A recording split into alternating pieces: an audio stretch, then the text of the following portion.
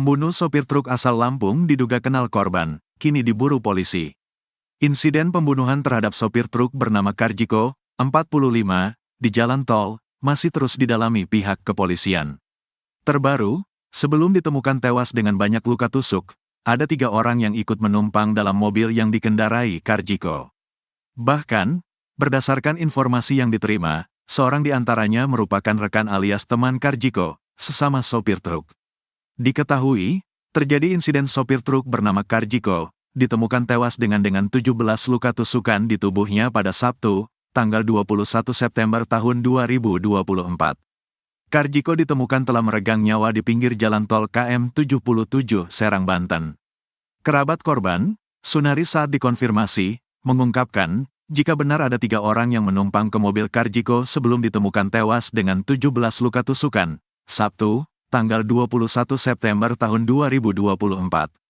Sunari mengatakan, setelah keluar dari Lampung, dia mendapat kabar dari Karjiko bahwa ada 3 orang menumpang di mobilnya sejak dari Pelabuhan Bakauheni. Dia pun mengaku tidak asing dengan orang tersebut setelah fotonya beredar di media sosial komunitas romantika sopir truk Indonesia, RSTI, Korwil Lampung yang turut memantau perjalanan korban. Karjiko kenal dengan salah satu orang yang menumpang di mobilnya. Dari informasi yang saya dapat, namanya Bobby, dia bekas sopir juga, katanya, Rabu, tanggal 25 September tahun 2024. Sebelumnya diberitakan, Karjiko, 45, warga kampung Fajar Asri, Kecamatan Seputih Agung, Lampung Tengah menjadi korban pembajakan atau pembegalan mobil muatan di jalan tol wilayah setempat, Sabtu, tanggal 21 September tahun 2024.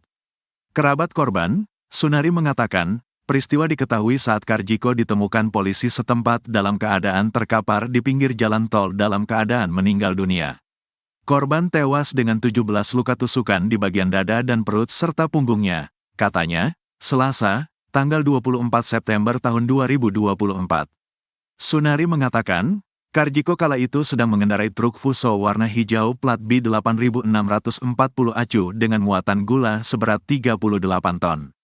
Saat hendak berangkat ke Ciledug, Sunari sempat berkomunikasi dengan korban bahwa ada 3 orang yang menumpang di mobilnya.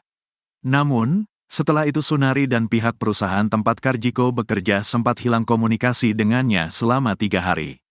Bahkan, kata Sunari, selain lost contact, pihak perusahaan pun tidak bisa melacak posisi kendaraan yang dikemudikan Karjiko melalui GPS. Tahu-tahu kami dapat kabar hari Sabtu kemarin kalau Karjiko ditemukan tewas di pinggir jalan tol, dan mobil Fusonya hilang, ujarnya. Sunari menyebutkan, Karjiko tewas dalam keadaan telungkup dengan badan penuh luka tusukan, luka lebam, dan mulut tersumpal handuk. Saat ini, jenazah korban telah dipulangkan ke rumah duka, dan telah dimakamkan di kampung halaman korban. Saat ini Sunari berharap untuk pihak kepolisian setempat supaya pelaku dapat ditangkap dan dihukum atas pembunuhan dan pencurian kendaraan muatan korban. Saya berharap polisi bisa menangkap pelaku dan dihukum dengan adil sesuai aturan, katanya.